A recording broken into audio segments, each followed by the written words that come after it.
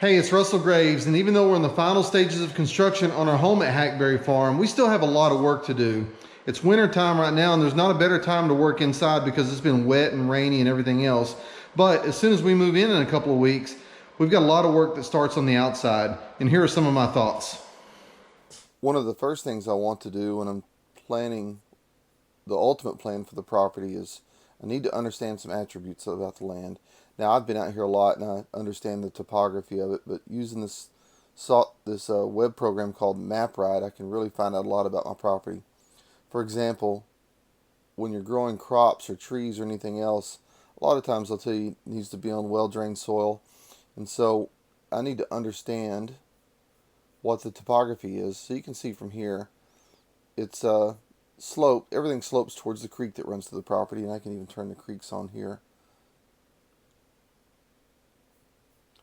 Everything slopes towards the creeks in the property. If I'm going to grow a crop that needs to be well drained, this probably isn't the place to do it. And so from there, another thing I'm going to look at is turn the contour lines off. From there, another thing I'll look at is the soil types, because really this is the basis of understanding what a land is capable of. And any kind of plants or trees that you're going to plant, or any kind of agricultural use, you have to understand the type of soil type that the land has and what types of crops that's compatible with. From there, we can do more soil testing and understand with the fertility of the soil. But right now, we just need to understand the soil type. So I already know what soil types these are. This web service will actually print you out a soils profile and tell you what the capabilities are. But on this map here, it shows that most of my property is in this green, which is a bottomland type soil. It's a clay subsoil, but the topsoil is more of a silty topsoil. Again, a lot of this material came down over time as this bottomland flooded and receded, but uh, it's good for growing stuff. And then the uplands, it's a little thinner soil here, and I'll show you the soil map here in a little bit. But up here, it's a thinner soil, but it'll still grow things well. Like I'd mentioned, most of the land is in a silty clay loam soil that says it's occasionally flooded. I've been familiar with this particular property most all my life, and when it says occasionally flooded, I can remember one time that the water got barely out of the creek, but it really doesn't flood that often at all. 79% of the property is that. The other 20% is Ellis clay, 5 to 12% slopes and eroded, and that's all the land that slopes down to it. We still have good topsoils on there though, but the capabilities, as you can see, the Ellis clay, it's good for wildlife, limited grazing, and moderate grazing, which I probably won't use that for grazing. You can see most of this I dedicated to the home site, but the rest of the land, it's good for all the way to intense farming. So I've got a lot of good land capability in the rest of this. And so in this next image, we'll talk about the particular ways I'm going to kind of block up the land and utilize the entire property. So when I started planning out the farm, just knowing the topography and knowing the soil types really helps out a lot. And so as we've developed it, at first all the agricultural areas of this farm that were farmed already for hay was this whole site, and then across the creek all of this was a hayfield as well. Now you can see from this aerial map that we've started to develop this area with a couple of barns and shops and a pond here, and then of course the house. So already we've started to chop up the land a little bit, and if you notice we have a road that comes in here that circles back around to the front of the house, and that has a crossover. And then this road here is just a field road the farmer used to use to get into the hayfield. And although we've built this pond here to have as a stable source of water to irrigate or move water across the property or whatever, this pond is pretty deep. It's got a couple of surface acres of water, and it's also about 10 feet deep in the deepest part. But aside from this pond, there's also a couple of existing wildlife ponds that are on the property.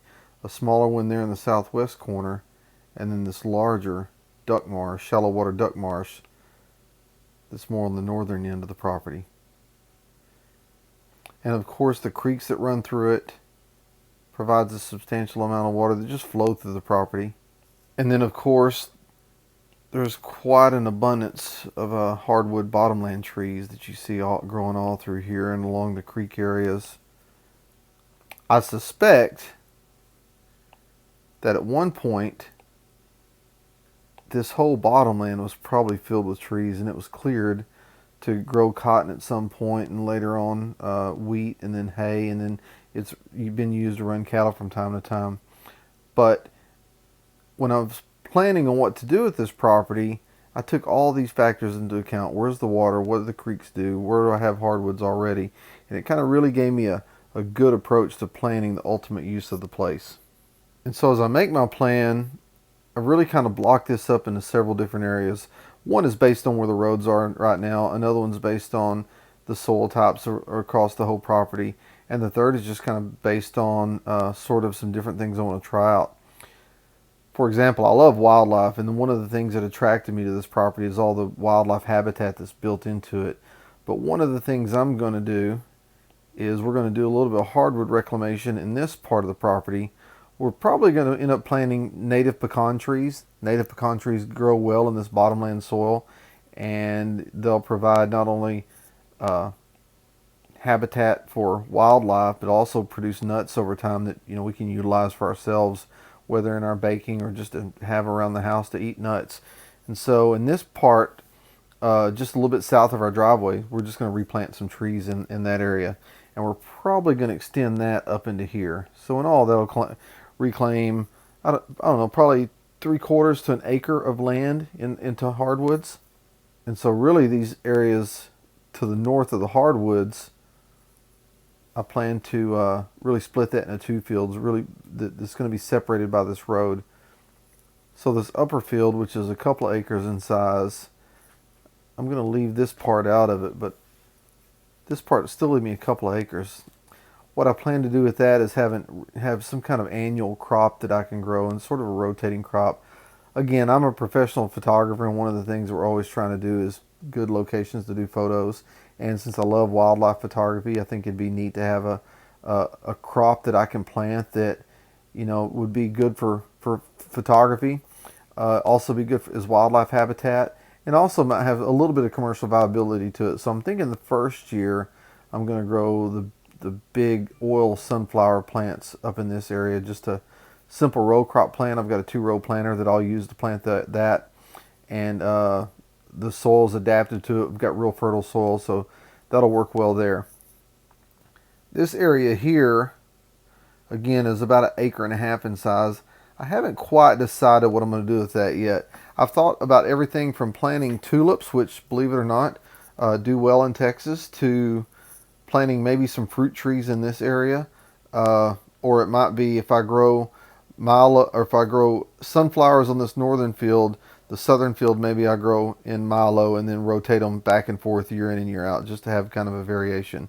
Or if not milo, soybeans. Some sort of warm season crop is what I'm going to dedicate both of these fields to, most likely. And so as we move closer to the house, the question becomes what to do with this big hay field. You can see I cut off some of the field with my road, and so it leaves me probably around 5 or 6 acres that's in this field. Well, my plan is, instead of having a monocultural crop that's the hay crop that's been grown there every year, I'm going to kill out the hay crop and then plant native grasses and plant a variety of native grasses in this area. One of the things that always interested me is having a seed bank where I can share the seeds from native plantings and with other people. And I think this place will do well for that. And when I say native plantings, I'm talking about grasses that'll grow on this exact soil type and will thrive in this exact soil type and are native to this part of Texas. I've got a friend who works at a college, and he knows all about the best type of plants to plant in the best soil. So I'm going to use him as a resource to try to determine what we plant in this area. So as I drill down, I've still got this little area here and try to figure out what to do with that.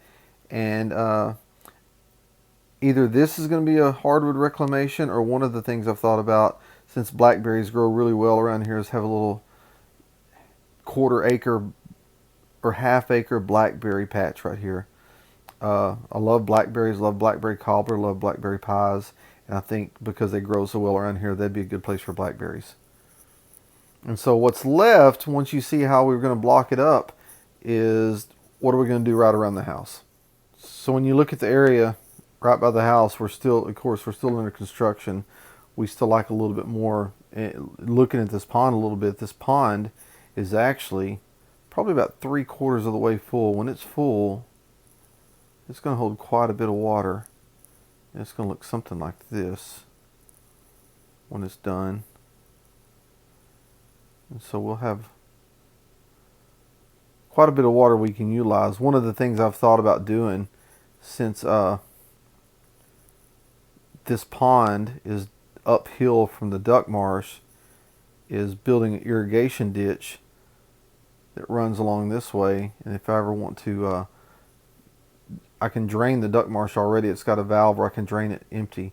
But if I ever wanted to fill it back up, I could just flow water from the pond, siphon it down into right in here, and it's just going to flow over time, move water down the irrigation ditch. And so from this map, you can see where our driveway comes in. And this is one of the workshops we have, and this is just a crossover driveway. And so I purposefully tried to arrange everything where, one, the outbuildings would be accessible, but two, we could kind of think of the long play and how this property is going to be utilized. For example, on the outside of the driveway, we've got this area here. One of the things I'm really keenly interested in doing is planting this, not only for aesthetic's sake, but also to benefit the local bee populations. I really want to have a wildflower garden here. I think if I grow a variety of pollinating plants and flowers, the showy stuff like the bluebonnets and prairie coneflower and some of the big showy ornamental plants that are native to this part of the state would look great. But also milkweeds and things like that provide a lot of opportunities for pollinators to feed. We can put right here as well. The yard, we'll just have typical landscaping like you may see in every yard. It'll be natively adapted grasses that are going to be low maintenance, low water. Probably going to bring in maybe a tree or two that have, from a tree farm that are locally adapted trees and that are native to this area. And so right around the house is all the landscaping we'll have to keep up with. And then this area too, we'll landscape it the same. Now in this area, south of what we call the barn, we plan to have more kind of small farm stuff like a chicken coop. And then bounding the chicken coop, I want to have a small fruit orchard. And then in the middle of all that is where we'll have our traditional garden. One of the videos I did last year was about hay bale gardening. We can do either hay bale gardening here or traditional gardening where we till the soil. And then if we ever decide to expand, we've got all this area here that's right beside this other wildlife pond that we can have a pretty good sized garden there. And to top it all off, between the garden areas and the pollinating area, hope to have at least a couple of beehives that can utilize that. So the exciting thing is the top of the water on the pond is at a higher elevation than all this stuff, so it's going to be easy if we ever decide to be able to irrigate water and move water from the pond all the way over here to be able to irrigate the crops if we have to. We live in a pretty wet part of the state anyway, so we get about 45, 48 inches of rain a year.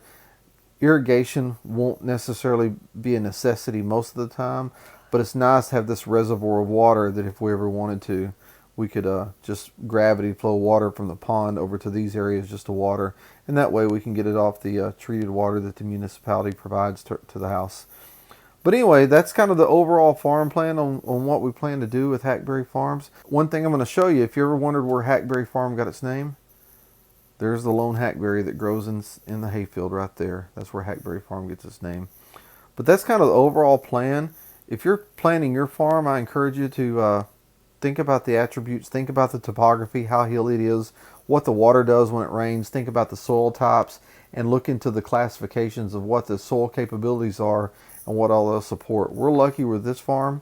It'll support a whole lot, and I think we've got enough to keep us busy this spring as we start to develop this property and help it see its full potential over time.